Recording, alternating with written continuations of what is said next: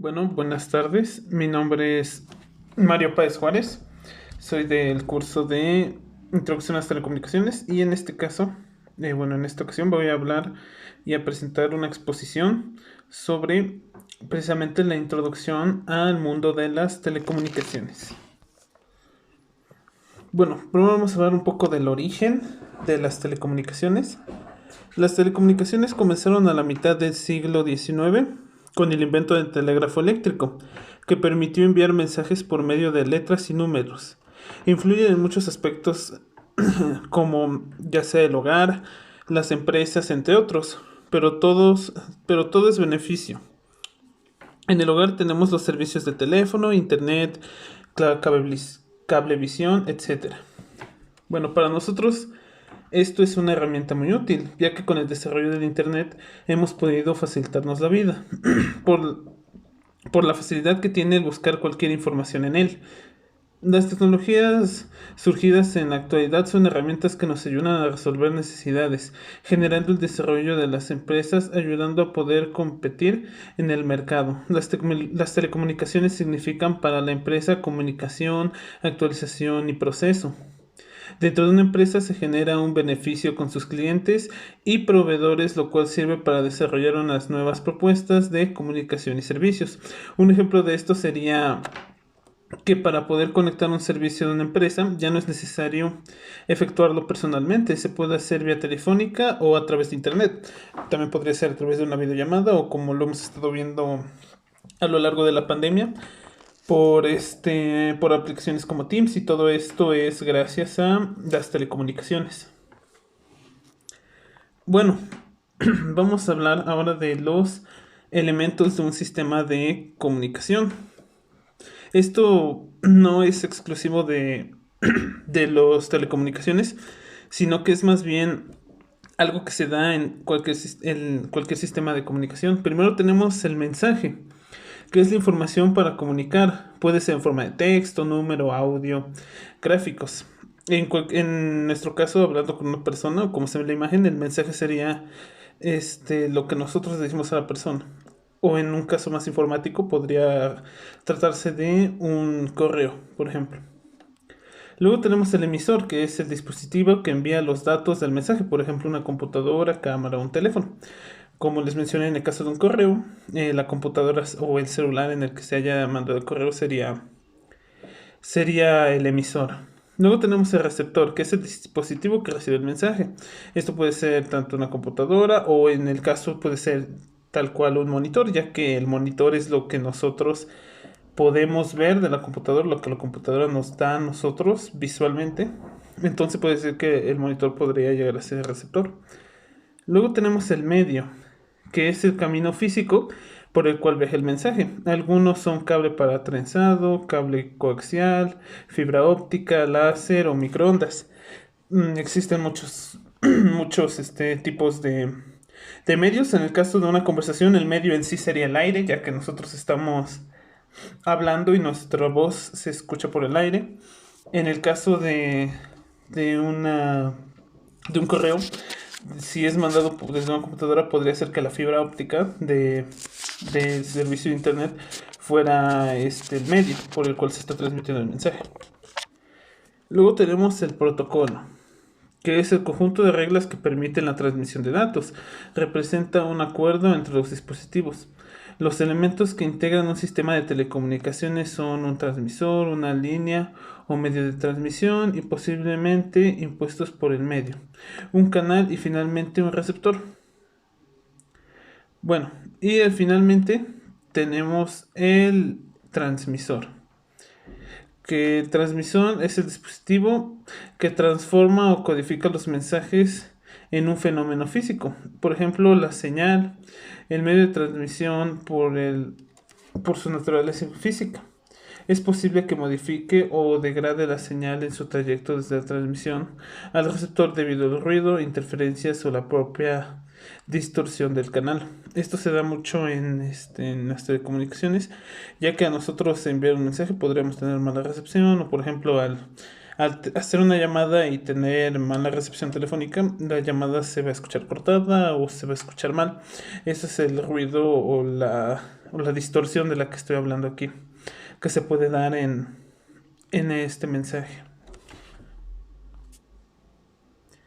Luego tenemos el sistema de comunicación. Son componentes o subsistemas que permiten la transferencia e intercambio de información.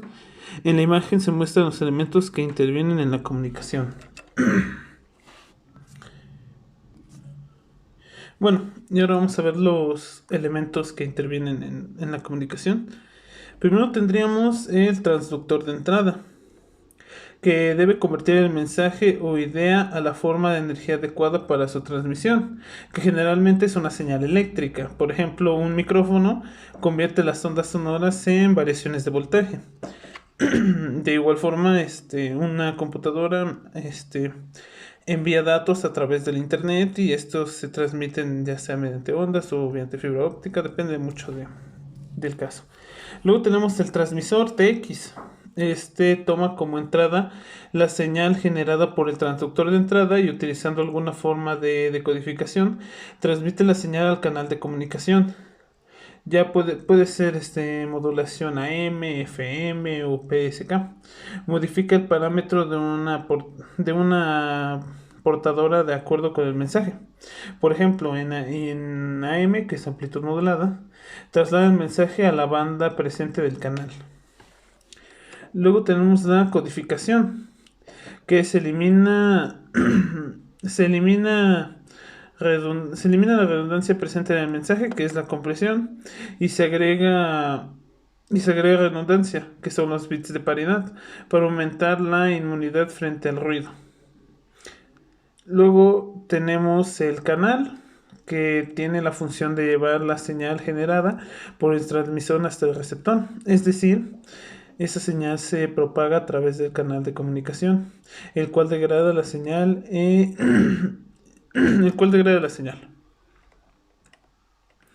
Luego tenemos el receptor RX, que reconstruye la señal de entrada a partir de la señal recibida. Proceso inverso al del transmisor TX. Y luego tenemos el transductor de salida, que debe tomar la señal del receptor y convertirla en una forma de energía adecuada para entregarla al destino. Por ejemplo, en el caso del micrófono se transmite la voz como pulsaciones eléctricas y después se traduce y se pone en un auricular o altavoz. Bueno, ahora tenemos las unidades de medida. En telecomunicaciones se trabaja fundamentalmente con señales de las que se trata de establecer la medida de sus características fundamentales. Estas se miden por amplitud, frecuencia y fase.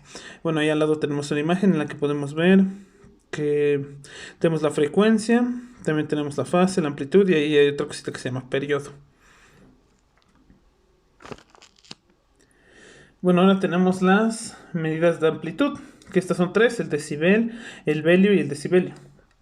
El decibel es una relación matemática de tipo logarítmica empleada para expresar la razón o valor relativo de dos magnitudes de igual naturaleza, dos voltajes, dos corrientes o niveles de potencia. Se utiliza en telecomunicaciones para expresar la ganancia o pérdida de una transmisión. Luego tenemos el velio, que se simboliza con la letra B. Sirve para expresar la relación de dos potencias mediante el logaritmo decimal de esta relación.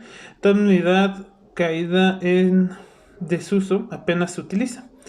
En la práctica se emplea el decibelio, que su símbolo, que se está viendo un poquito abajo, es la dB, que es la décima parte de un velio. Y bueno, luego tenemos el decibelio, que el decibelio permite expresar la relación entre dos magnitudes de campo como una tensión, una corriente, una presión acústica, un campo eléctrico, una velocidad o una densidad de carga, cuyo cuadrado es proporcional a la potencia de los sistemas lineales. El decibelio es una unidad logarítmica. Es 10 veces el logaritmo decimal de la relación entre magnitud de interés y la de referencia. Para obtener el mismo valor numérica que con una relación de potencia, el logaritmo de la relación de las magnitudes de campo se multiplica por el factor de 20, suponiendo que las impedancias sean iguales. Bueno, luego tenemos la medida de voltaje, que dado un voltaje V, que son voltios, basta con elevar al cuadrado tal cantidad, quedando expresada en potencia, obtener su logaritmo en base 10, así como la potencia expresada en veles para convertir en decibeles. Se multiplica por 10, pues un bel contiene 10 decibeles. Aprovechando la propiedad de logaritmos, en la cual expone de una cantidad dentro del logaritmo puede pasar a multiplicar en sí mismo, la proporción quedaría como P decibelios es igual a 20 logaritmo de 10 por P. Luego tenemos la medida de potencia. De una potencia en watts, basta con obtener su logaritmo en base 10 y la potencia queda expresada en bels. Para convertir a decibeles se multiplica por 10, pues un bel contiene 10 decibeles, quedando la fórmula como P de decibeles menos los watts es igual a 10 logaritmo de P. Luego tenemos la medida de frecuencia. Bueno, la frecuencia de una onda se define como el número de pulsaciones, ciclos, que tiene por unidad de tiempo, segundo. La unidad corresponde a un ciclo por segundo, es el hercio, que se representa con Hz. Las frecuencias más bajas se corresponden con lo que habitualmente llamamos sonidos graves. Son sonidos de vibraciones lentas, y las frecuencias más altas se corresponden con lo que llamamos agudos, que son vibraciones muy rápidas. La frecuencia es un aspecto que se relaciona con el concepto de ancho de banda de la señal, Y. Por ende, de alguna forma con la denominada velocidad del canal. La primera se da en Hertz. El segundo caso se hace mención a muchas clases. Para efecto de las unidades basta con afirmar que puede ser un bit por segundo.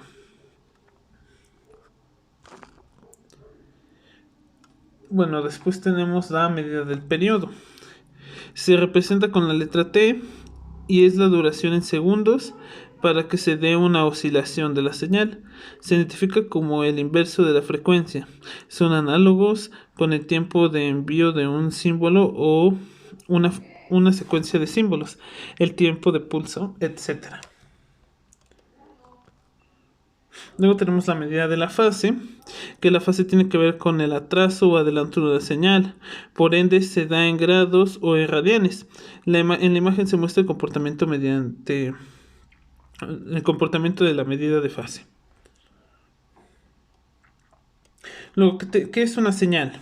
Luego, una señal es una función de una o más variables que transportan información acerca de la naturaleza de un fenómeno físico. Cualquier cantidad física que varía en el tiempo, espacio o cualquier otra variable o variables independientes es una señal. Y describe una amplia variedad de fenómenos físicos. La información de una señal está contenida en un patrón de variaciones que presenta alguna forma determinada. Bueno, vamos a ver los tipos de señales. Primero tenemos la señal continua, que tiene continuidad en dominio y recorrido. Como vemos, la señal no se corta en ningún punto, por lo que esta señal se puede decir que es continua. Luego tenemos la señal discreta, que tiene continuidad en el recorrido, pero en el dominio son discretas. Bueno, como vemos, tiene continuidad en el recorrido, y como se menciona ahí, en el dominio es discreta. Ahí sí hay una especie de corte, pero esto lo hace ser una señal discreta. Después tenemos la señal digital, que son discretas tanto en el dominio como en el recorrido. Como vemos, la señal digital es simplemente como una especie de pulsación. Entonces, esto va de una pulsación a nada. Entonces, esta no es continua en ninguno de sus dominios. Después tenemos las señales periódicas. Bueno, una señal es periódica si completa un patrón dentro de un marco de tiempo medible, denominado un periodo, y repite ese patrón en periodos idénticos subsecuentes. Cuando se completa el patrón completo, se dice que se ha completado un ciclo. El periodo se define como la cantidad de tiempo expresada en segundos necesarios para completar un ciclo completo. La duración de un periodo representado por T puede ser diferente para cada señal, pero es constante para una determinada señal periódica. Como vemos, estas señales que están aquí en la imagen son periódicas, ya que se cumple esto, ya que después de ciertos ciclos se repiten de la misma forma y se puede decir que es como secuencial. Luego tenemos las señales aperiódicas. Una señal aperiódica o no periódica cambia constantemente sin exhibir ningún patrón o ciclo que se repita en el tiempo. Como vemos ahí, no hay como tal un patrón. Estas están cambiando constantemente, entonces esto por eso se llama señales aperiódicas. Luego tenemos una señal determinística. Una señal determinística es una señal en la cual cada valor está fijo y puede ser determinado por una expresión matemática, regla o tabla. Los valores futuros de esta señal pueden ser calculados usando sus valores anteriores, teniendo una confianza completa en los resultados. Se puede decir que esta se puede predecir su comportamiento. Y en las señales aleatorias, una señal aleatoria tiene mucha fluctuación respecto a su comportamiento. Los valores futuros de una señal aleatoria no se pueden predecir con exactitud, solo se pueden basar en los promedios de conjuntos de señales con características similares, ya que esta no sigue reglas de correspondencia conocidas. Como vemos aquí en la imagen tenemos unas señales que están, se puede decir que de forma aleatoria, entonces predecir lo que va a ocurrir en ellas después de todo es muy difícil, o después del valor en el que estamos. Entonces, por eso se les llama señales aleatorias, porque sus valores no tienen como tal un patrón o algo así. Y pues bueno, eso sería todo. Espero que haya sido de ayuda a la exposición y que les haya gustado. Y pues, muchas gracias por escuchar. Y eso sería todo.